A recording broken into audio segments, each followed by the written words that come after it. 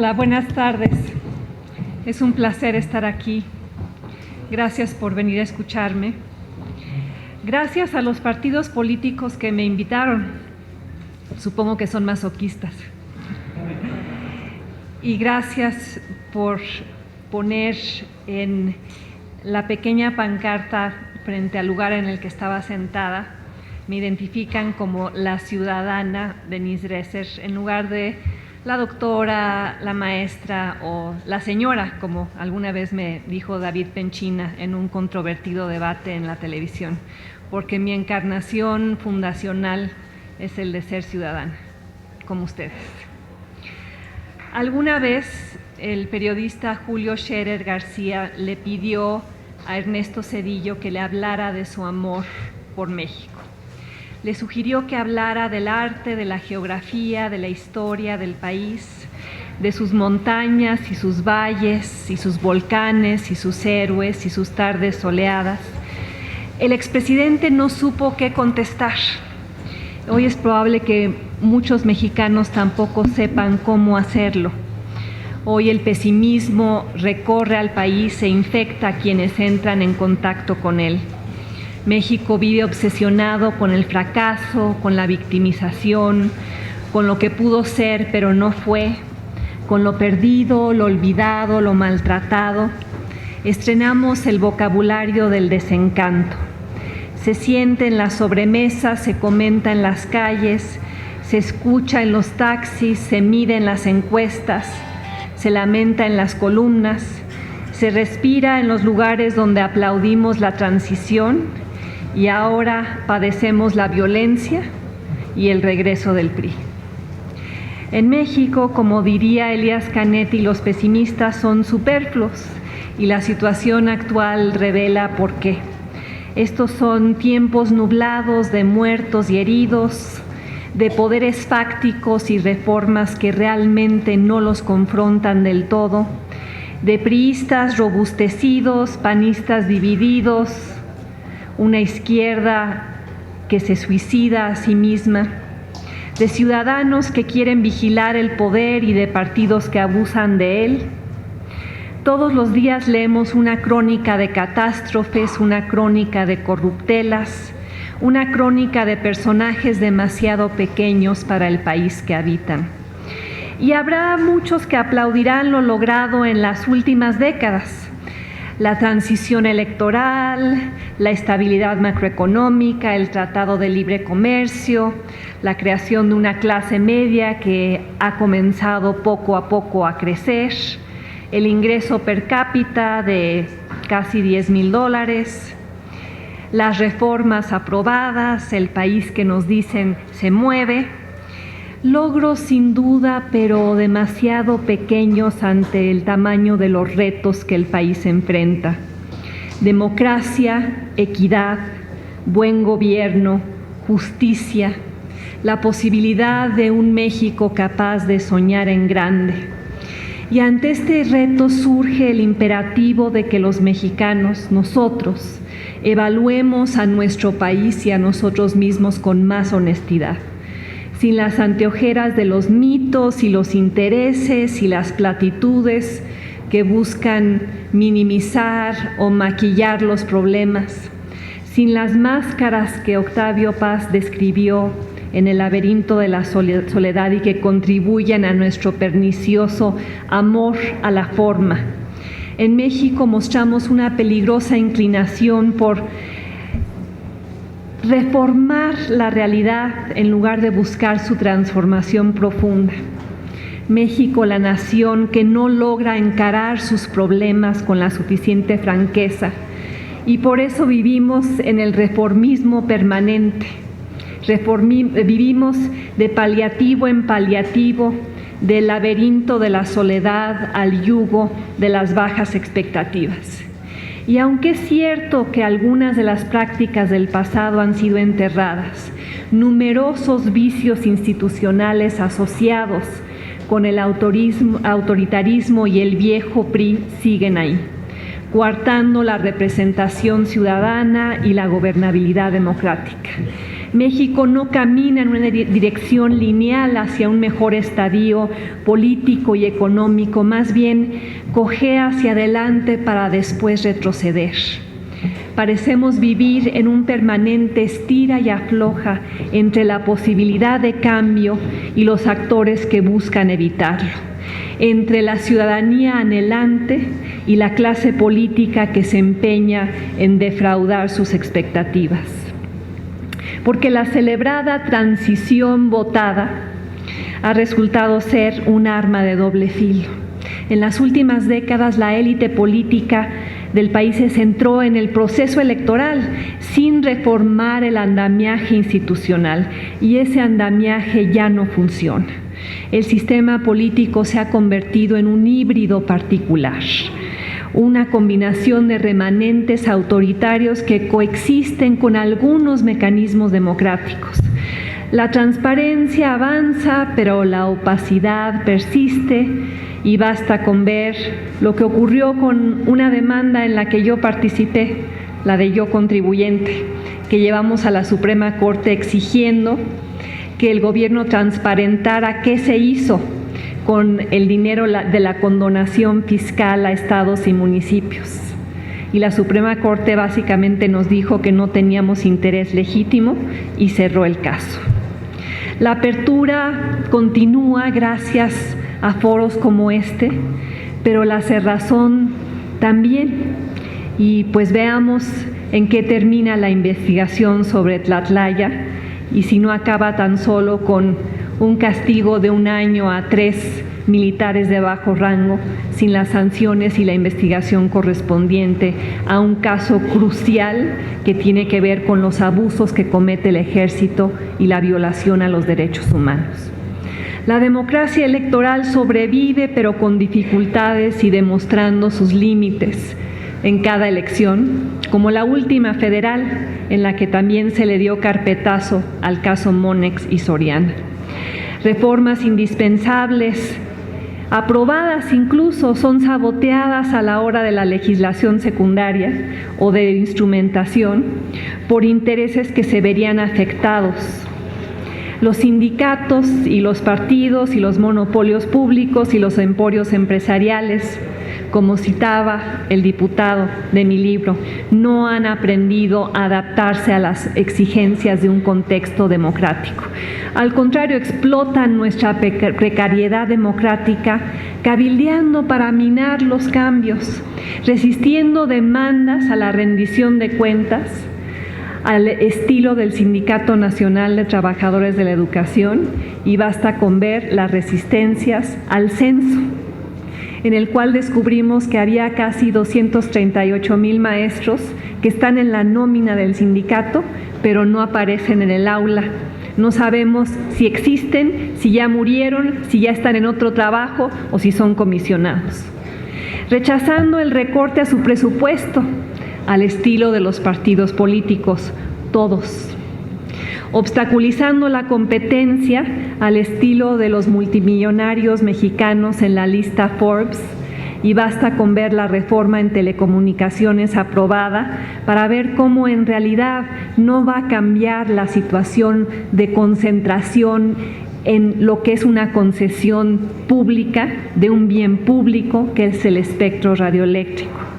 Criticando la eliminación de los privilegios fiscales al estilo de las cúpulas del sector privado, chantajeando a la clase política al estilo de Televisa, y les recomiendo que vayan a ver, ahora que salga en cartelera, la película más reciente de Luis Estrada, llamada La Dictadura Perfecta, donde desnuda a lo que se ha convertido en el primer poder, que es la empresa Televisa, condicionando cualquier reforma fiscal o laboral a la supervivencia de personajes impunes al estilo del PRI.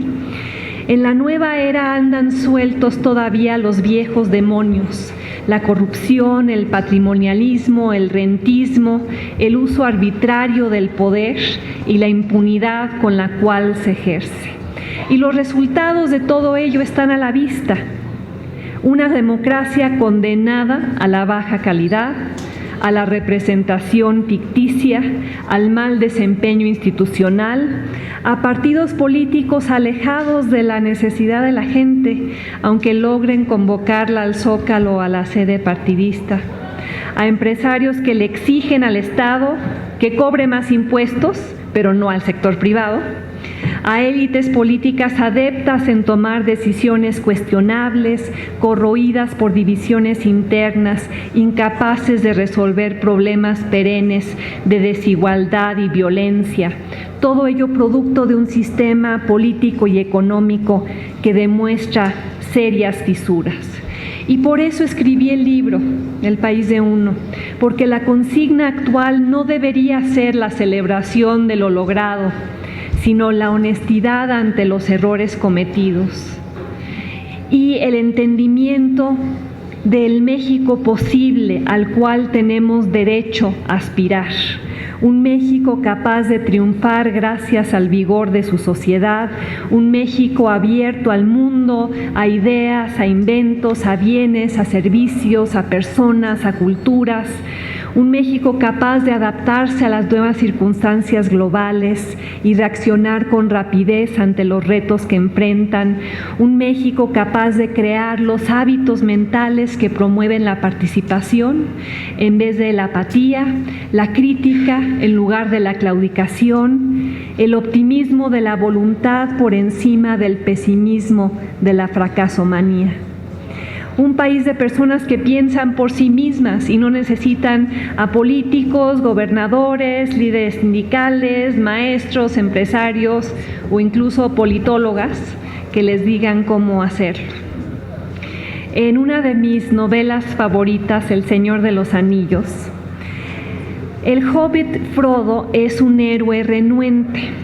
Frodo no quiere asumir la tarea que le ha sido encomendada. Frodo preferiría quedarse en el Shire y vivir en paz ahí. Y en México muchos Frodos actúan así, piensan así, viven así, prefieren criticar a quienes gobiernan en lugar de involucrarse para que lo hagan mejor, eligen la pasividad complaciente en lugar de la participación comprometida.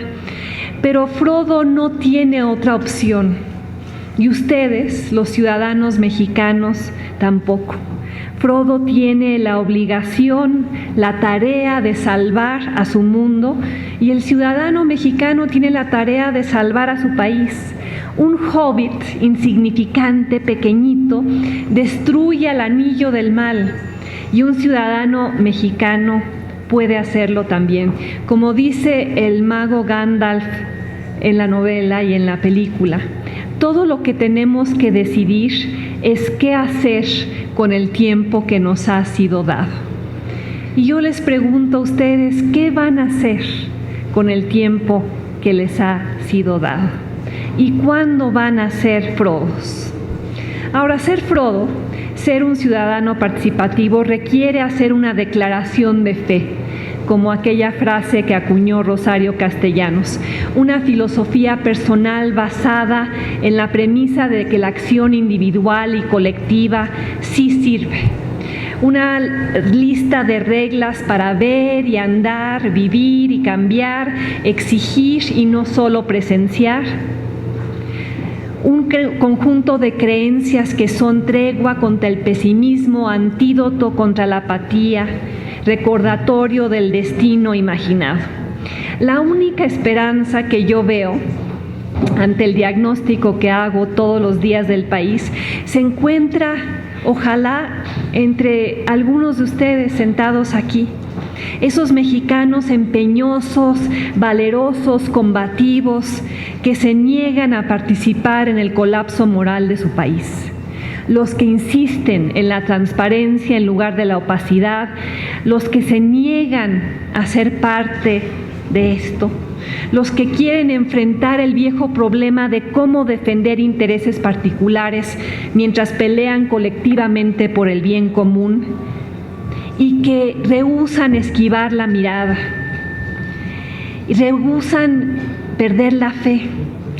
¿La fe en qué?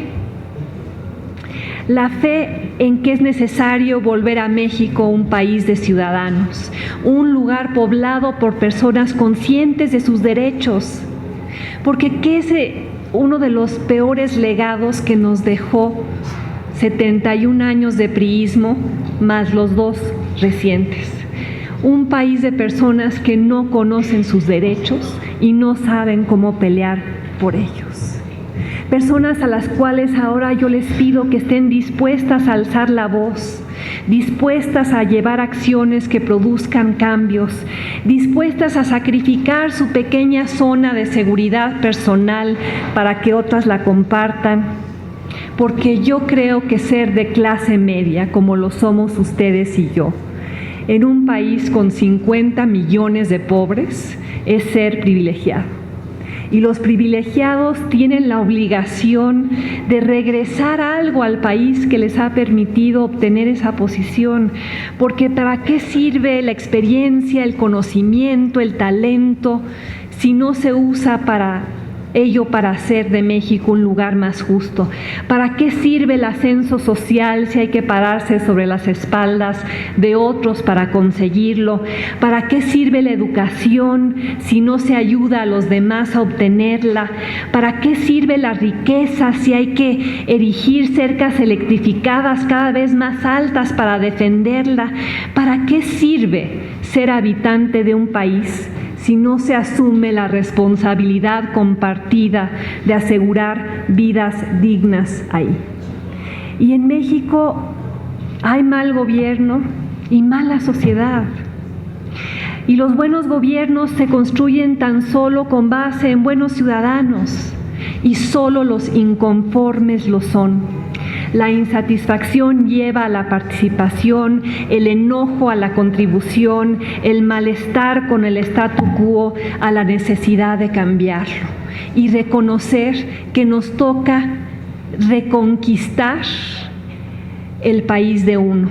Ese país que durante demasiado tiempo ha sido un país rentado para sus habitantes. Ha pertenecido históricamente a sus líderes religiosos y a sus tlatoanis tribales y a sus colonizadores y a sus liberales y a sus dictadores y a sus priistas y a sus presidentes imperiales y a sus monopolistas y a sus partidos y a sus élites. No ha pertenecido a sus ciudadanos. Y por eso pocos lo cuidan, pocos lo sacuden, pocos lo aspiran, pocos lo lavan, pocos lo enceran, pocos piensan que es suyo, pocos lo tratan como si lo fuera, porque nadie nunca ha lavado un carro rentado. Pero quienes sabemos que el país es nuestro, no vivimos con el lujo del descuido.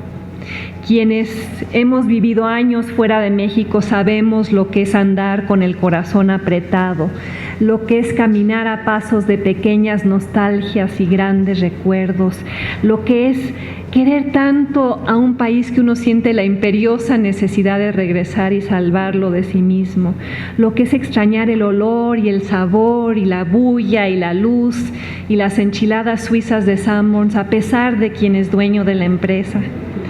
Lo que es vivir pensando de manera cotidiana que los gobernados pueden y deben vigilar a quienes gobiernan, que los partidos políticos pueden y deben reducir la violencia social y pavimentar la ruta democrática, que la oposición puede y debe redefinir los términos del debate público, que la clase política entera debe fomentar la conexión entre ciudadanos y sus representantes, que no es demasiado pedir. ¿Y por qué no es demasiado pedir? Porque en la película El paciente inglés, Catherine murmura: nosotros somos los verdaderos países, no los límites marcados en los mapas, no los nombres de los hombres poderosos, y México no es el país de Enrique Peña Nieto, o Erubiel Ávila, o Carlos Slim, o Emilio Azcárraga, o Carlos Romero de Champs. No es el país de los sindicatos, o los gobernadores, o los burócratas, o los líderes sindicales, o los monopolistas. Es el país de uno, el país nuestro, ahora y siempre. ¿Y cómo recuperarlo? pues con 10 acciones ciudadanas. Y la primera es entender que la irreverencia frente al poder es una actitud vital para ser un ciudadano de cuerpo entero. Porque ¿qué pasaría si en lugar de estar aquí yo hoy estuviera el gobernador Erubiel Ávila? Quizá la actitud de muchos sería de genuflexión: señor gobernador, qué placer, qué felicidad, que tome tiempo de su apretada agenda para estar aquí, en lugar de estarse promocionando en todos los medios nacionales. Y habría una larga cola de personas que querrían tomarse la foto con él. ¿O qué pasaría si estuviera aquí Enrique Peña Nieto? Señor presidente, qué honor que visita el estado del cual salió. Y muchas mujeres gritarían como lo hicieron en los mítines de campaña en esta entidad: Peña Nieto bombón, te quiero en mi colchón. ¿Cuál sería la actitud de un ciudadano completo? Levantarse y decir: a ver, señor Peña Nieto, explíquenos por qué la reforma energética no toca ni con el pétalo de una regulación al sindicato petrolero. A ver, señor Peña Nieto, explíquenos por qué la reforma en telecomunicaciones perpetúa los privilegios de Televisa con una regulación asimétrica, que sí acorrala a Carlos Slim, pero empodera al otro monstruo para que le haga la competencia. A ver, explíquenos, señor presidente, por qué la reforma educativa, pues ahora que se está instrumentando, el propio secretario de Gobernación ha salido a descalificarla, diciendo que no debe haber vinculación entre el desempeño de los alumnos y la remuneración de los maestros. O a ver, señor presidente, explíquenos por qué cuando usted fue gobernador de este estado hubo más robo de automóviles aquí que en cualquier otro estado de la República. ¿O por qué murieron más mujeres en el estado de México? ¿Por qué el Estado de México es el estado más peligroso para ser mujer? El día que alguien se levante y haga esas preguntas, México será un país distinto. Un buen ciudadano busca mantener vivas las aspiraciones eternas de verdad y justicia en un sistema político que se burla de ellas todos los días. Un buen ciudadano sabe que le toca jugar un papel puntiagudo, punzante, cuestionador. Sabe que le corresponde hacer las preguntas difíciles, confrontar los usos y costumbres del poder en México. Sabe que los seres humanos, todos, hasta en el Estado de México, tienen derecho a aspirar a ciertos estándares decentes de comportamiento de parte del gobierno. Y sabe que la violación de esos estándares debe ser detectada, denunciada, hablando, escribiendo, participando, diagnosticando un problema, fundando una ONG para lidiar con él. Ser un buen ciudadano en México es una vocación que requiere compromiso y osadía. Es retar de manera continua las medias verdades, la cooptación. Es diciéndole a los demás lo que no quieren oír. En segundo lugar, ¿cuál es otra acción ciudadana para contribuir a la recuperación del país que nos ha sido arrebatado? Pues ir a votar. El voto es un derecho esencial, crucial, estructural. El voto da voz, premia y castiga, obliga a pensar. El cambio no ocurre después de una sola elección, pero transformaciones sociales de gran envergadura, la ley de acceso a la información, la protección a los derechos humanos, la desegregación racial en Estados Unidos, el derecho a decidir en el DF, se han basado en ideas que consiguieron poco a poco apoyo en las urnas.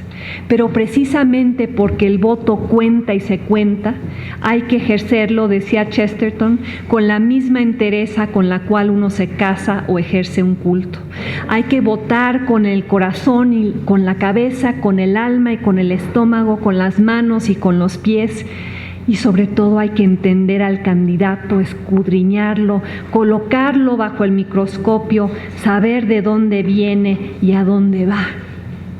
En tercer lugar, me gustaría que dijeran que a partir de hoy se van a informar sobre lo que ocurre en su país, que van a leer los periódicos y van a apagar la televisión, aunque yo salga en ella. Ojalá comprendan que si obtienen la mayor parte de su información política de la televisión, no van a estar expuestos a grandes pedazos de la realidad nacional. Ojalá comprendieran que los límites más fuertes a la libertad de expresión con frecuencia provienen de Televisa y Televisión Azteca. Ojalá empiecen a leer revistas como Proceso, Nexos, Este País, Letras Libres, visiten sitios de internet como La Silla Rota, Reporte Índigo, Sin embargo, Animal Político.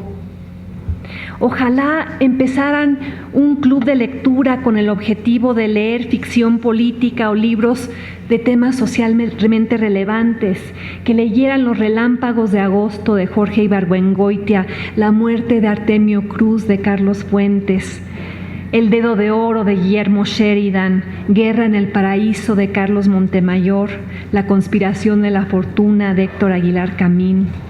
Ojalá formaran un cineclub con sus amigos para ver y comentar películas como La sombra del caudillo, La ley de Herodes, Morir en el Golfo, El apando, El túnel, Presunto culpable, El infierno. Y lo harán porque, como escribió alguna vez la famosa crítica de cine Pauline Kael, las buenas películas hacen que las cosas te importen, te hacen creer de nuevo en las posibilidades. En cuarto lugar, ojalá se comprometieran a hacerle marcaje personal a su diputado, o a su presidente municipal, o a su gobernador. Ojalá comprendan que esa persona es su empleado, porque su sueldo proviene de los impuestos que ojalá ustedes estén pagando. Y si ustedes como empresarios, universitarios, amas de casa, no permitirían que alguien robara, se ausentara, mintiera, malversara los fondos de su compañía, su universidad o su casa y desapareciera después de 3 o 6 años, como lo hacen los diputados y los senadores, ¿por qué permiten que esos diputados hagan eso con su país? Ojalá que en el caso del funcionario elegido sigan sus pasos, vigilen su actuación, estén al tanto de lo que hace. Se informen de cómo ha votado, qué iniciativas ha presentado, cuántos viajes ha hecho, cuántas veces ha regresado al estado que lo eligió. Ojalá le escriban, le llamen, organicen a otros para que lo hagan también. Ojalá exijan que haga pública su declaración patrimonial. Ojalá lo obliguen a ser un verdadero representante de la ciudadanía y se conviertan en su conciencia persistente, abocada a recordarle para qué llegó al poder y en nombre de quién debe ejercerlo. En cuarto lugar, ojalá apoyen todo eso que tiene que ver con el empoderamiento de ustedes, como la reelección, las candidaturas ciudadanas, la iniciativa ciudadana, la consulta popular, el referéndum, el plebiscito, cambios a los cuales los ciudadanos tenemos derecho a aspirar y que se concreticen. Ojalá se sumen a la presión para que aumente el número de candidaturas autónomas independientes que se crean al margen de los partidos. Ojalá logren que los partidos encaren y reconozcan que el malestar es hondo y la desconfianza también, y encaren el déficit democrático y la crisis de representación a la cual han contribuido. En quinto lugar, ojalá argumenten a partir de hoy que esta famosa guerra contra el narcotráfico, ya no la llamamos guerra, pero lo sigue siendo, repleta de sacrificios humanos, alianzas inconfesables, corrupción compartida y estadísticas calamitosas, no ha producido los resultados deseados. En lugar de reducir la violencia, ha contribuido a su incremento. En lugar de contener a los cárteles, ha llevado a su dispersión. En lugar de fomentar la colaboración entre los tres niveles de gobierno ha acentuado su rivalidad. México hoy es un país más inseguro, más inestable, más violento que cuando el ejército fue enviado a las calles. Ojalá subrayen en todos los foros que puedan que la guerra contra las drogas ha acentuado los problemas que buscaba combatir. Fenómenos como la corrupción, la violencia, la disputa por el control territorial, la infiltración gubernamental y el poder de los cárteles mexicanos a nivel nacional y global no ha disminuido. Al contrario, todo esto ha aumentado. México debería comprender, como lo hizo Estados Unidos cuando legalizó el consumo del alcohol, que la prohibición no disminuyó su uso, sino generó otra serie de daños sociales como los que nuestro país enfrenta hoy.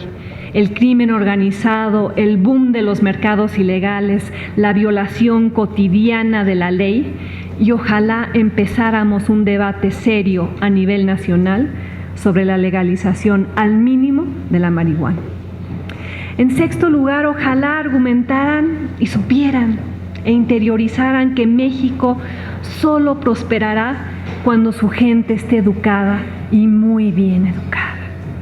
Y eso entrañaría reconocerlo y actuar en consecuencia, insistir que en el sector educativo y en el CENTE y con los maestros y con los propios padres de familia urge un cambio de actitud, un cambio en las reglas. Urge un conocimiento básico de la situación deplorable en la que se encuentra la educación, porque de momento tenemos lo que nos ofrecen y con eso nos conformamos. Urge mejorar a los maestros, porque ningún cambio puede hacerse sin o contra ellos, pero ningún cambio significativo puede dejar de modificar sustancialmente las reglas creadas para un modelo autoritario, vertical, corporativo y opaco. Urge cambiar las reglas para que la educación no sea vista como un instrumento de ingeniería social del régimen, sino un trampolín para la prosperidad de los mexicanos.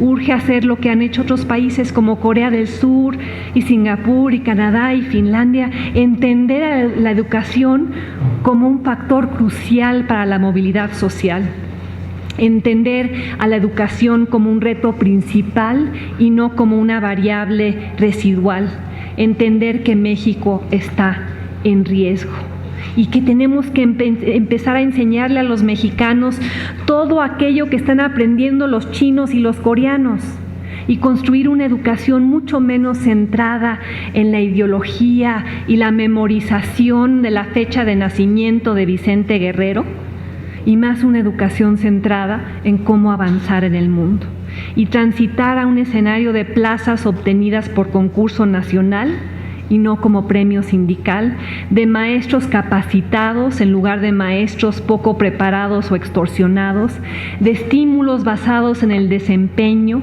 y no nada más en la lealtad, de evaluaciones abiertas al público y no escondidas como partes del censo por quienes temen sus resultados. En séptimo lugar, me gustaría que dijeran que a partir de hoy se van a oponer a algún monopolio, que van a dejar de pensar como naranjas exprimidas, porque yo, al igual que ustedes, soy una naranja. A mí todos los días, como ustedes, alguien me exprime. Me hace un cobro injustificado, me cobra una comisión injustificada, me ofrece un servicio malo o caro en un contexto monopólico, ya sea Teléfonos de México o Banamex o Citibank o algún Afore o algún notario. Ojalá dejen de manifestar admiración por sus exprimidores, como lo hace el 60% de quienes, en una encuesta reciente, dicen que el ingeniero Slim es un ejemplo para sus hijos. Sí, todos en México quieren ser monopolistas y no hay manera más fácil de volverse rico en este país que siendo el concesionario de un bien público.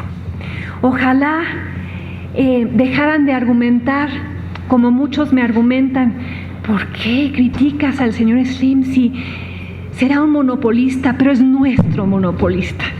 Mejor que nos exprima él que un español o un estadounidense. cuando la lógica debería ser que no nos exprima nadie. O aquellos que dicen, no lo critiques, si crea empleo. Señoras y señores, ¿cuántos empleos más podríamos generar en México si creciéramos al 10% anual de manera sostenida? Lo cual solo podrá lograrse cuando el gobierno y los consumidores encaren verdaderamente a los monopolios públicos y privados que actualmente estrangulan a nuestra economía. Y no piensen que soy antiempresarial.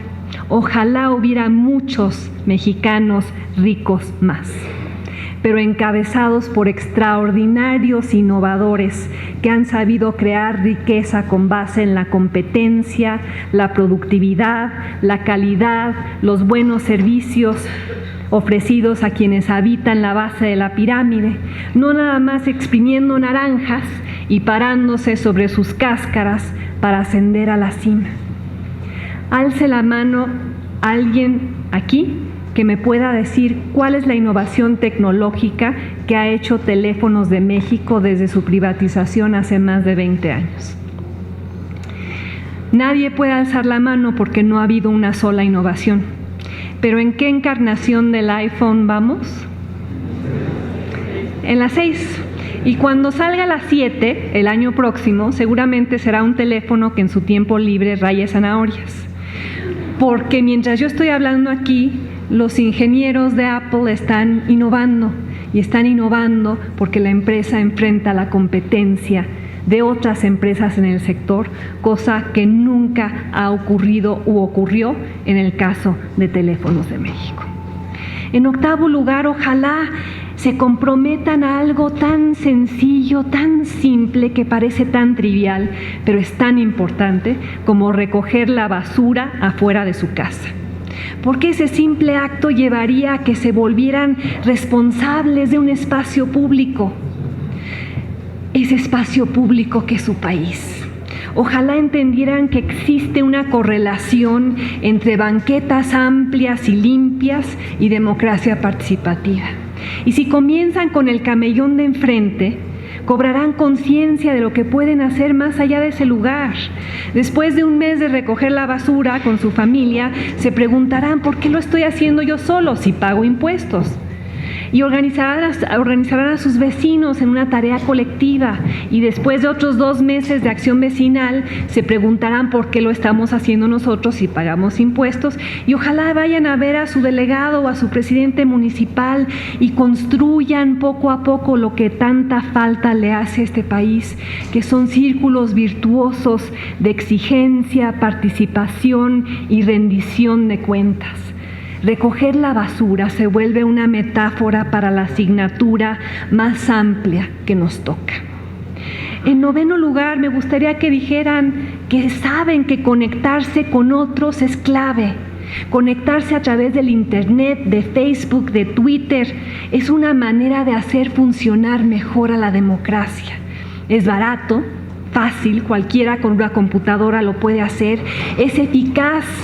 Yo solita logré reunir 45,000 adhesiones a la causa de Yo Contribuyente, y eso puede presionar a legisladores y a otras figuras públicas y volverse un acicate para la acción. Ojalá comprendieran que es fundamental fortalecer la relación entre las nuevas tecnologías de la información y el ejercicio de los derechos políticos y civiles en México. Cualquier persona con una computadora y acceso a Internet puede influenciar e informar a millones de mexicanos.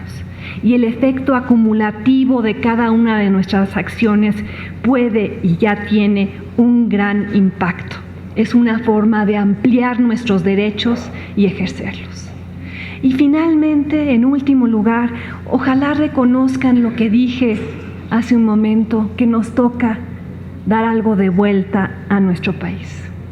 Algo de nuestro tiempo, de nuestro talento, de nuestra energía. Ojalá se comprometieran a ayudar a una organización cívica y donaran cierto número de horas a la semana. Ojalá reclutaran a su familia, a sus amigos a participar en una causa, fueran a una marcha, circularan una petición para reducir en 50% el financiamiento a los partidos, apoyaran a una ONG que promueve los derechos humanos, se sumaran a la causa de impedir la reelección del actual presidente de la Comisión de Derechos Humanos, Raúl Plasencia. Ojalá escribieran cartas denunciando alguna arbitrariedad al editor de su periódico o sean voluntarias en un albergue de mujeres, 6 de cada 10 mexicanas que son víctimas de la violencia doméstica. O armen contramarchas a las de la coordinadora exigiendo una reforma educativa integral, o soliciten información sobre el desempeño de alguna entidad pública usando la Ley Federal de Acceso a la Información, o ayuden a los padres de la guardería ABC organizados en el movimiento 5 de junio, o sirvan a su comunidad de alguna manera. Porque si con sus acciones alteran, aunque sea por 1 milímetro, la realidad de su país, habrá sido una manera de contribuir a su rescate. Y hoy más que nunca hay que rescatarlo. Hay que rescatarlo del regreso del PRI. Porque como decía Duverger, de la misma manera en la que los hombres conservan a lo largo de su vida las huellas de su infancia, los partidos políticos sufren el destino de sus orígenes. Y por eso es que el PRI, como forma de vida y distribución del botín, sobrevive. Por eso demuestra una tolerancia selectiva vis-a-vis la impunidad, y basta tan solo con recordar los casos de Ulises Ruiz y Mario Marín y Arturo Montiel y Cuauhtémoc Gutiérrez para recordarlo. Por eso insiste en la práctica ilegal de usar los programas sociales para votar, para conseguir votos. Por eso insiste en gastar sin tener que rendir cuentas por ello. Y ante eso, ante esa realidad, está lo nuevo, está el hecho de que ustedes estén aquí hoy. Está un electorado básicamente urbano con una posibilidad creciente de comunicación, una población mayoritariamente joven que está demostrando que puede organizarse, una sociedad mexicana que al invitarme a mí hoy demuestra que está aprendiendo a resistir, a denunciar, a clamar, a temer el regreso de un autoritarismo reciclado y que no queremos desandar el camino andado, que no estamos dispuestos a conformarnos con la involución indeseable pero posible. Y por eso los invito a ser aquellos que, para parafrasear a Eleanor Roosevelt, prefieren encender una vela que quejarse en la oscuridad. Aquellos que continúan pensando, creyendo en la capacidad de México para cambiar a pesar de la evidencia de lo contrario. Nuestro amplio, grande, melancólico, hermoso país. Un lugar descrito por Efraín Huerta en su poema Alta Traición, de ríos y campos enfermos de amapolas y montañas espigadas de magueyes. Pienso en nuestro futuro, el grano de trigo, el amplio corazón mexicano de piedra y aire.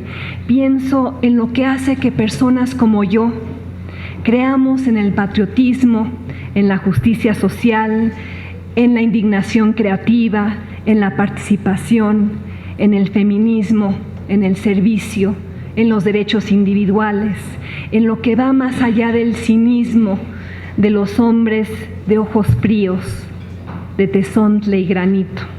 Pienso en las acciones diarias de mexicanos extraordinarios que conozco, que saltan y se mueven y actúan, paralizando el ruido mediocre de las calles, centrando la atención en aquello que nos aqueja. Voces de progreso, de esperanza, voces para pelear contra el miedo, la corrupción, la impunidad, el abuso, el uso arbitrario del poder, nuestro río de fatigas. Voces para entender que para mover a México No bastan las reformas legislativas desde arriba. Eso entrañaría el desmantelamiento de lo que queda del viejo sistema autoritario y el comienzo de nuevos códigos de conducta ciudadana, un frente unido para impedir el regreso de los peores vicios del pasado, una coalición ciudadana para que no cerremos los ojos. Y sé que la tarea es herculeana, pero involucra a cada persona sentada aquí que ama a su país. Y en cuanto a mi caso, estoy aquí hoy con más determinación en el único lugar que conozco, dispuesta a pelear con las únicas armas que conozco, que son las palabras, y afiliada al único partido que conozco, que es el de nosotros. Y quizá termine con una dosis de romanticismo, pero pienso en México y pienso en más de aquello doloroso y difícil que les he descrito hoy. Pienso en el pelo rizado, loco, mexicano de mi hija Julia. Pienso en la nostalgia que siento por Carlos Fuentes y Carlos Monsiváis y Germán Dehesa, quienes dejaron tan buena huella tras de sí. Pienso en la urgencia que yo y tantos sentimos por la justicia y la dignidad de todos. Pienso en cómo se pone el mar sobre cuando le caen las hojas del sol en San Pancho, un pueblo minúsculo al norte de Punta Mita. Pienso en el sonido del organillero caminando por las calles de la Condesa donde vivo. Pienso en la majestuosidad y el misterio de Mitla. Pienso en cada comida que he tenido en el restaurante, mi favorito, Dulce Patria, o simplemente andar en bicicleta por Paseo de la Reforma los domingos, entre la bulla y las mujeres haciendo aeróbics. Pienso en el riesgo de perder nuestra patria y aquellos que enfrentan ese destino debido a la violencia omnipresente en estados como Michoacán. Pienso en la oportunidad de recuperarla y de lograr lo que Rosario Castellanos quería, que la justicia se sienta entre nosotros. Creo que es muy emocionante ser mexicano en esta época, aunque uno tenga que coexistir con el regreso del PRI. Yo agradezco esa dádiva. No siento que seamos incambiables, no siento que seamos inamovibles, no creo que seamos inferiores a otros, ni que nos merezcamos menos. Somos de la región más transparente del aire, venturosamente somos de México. Muchas gracias.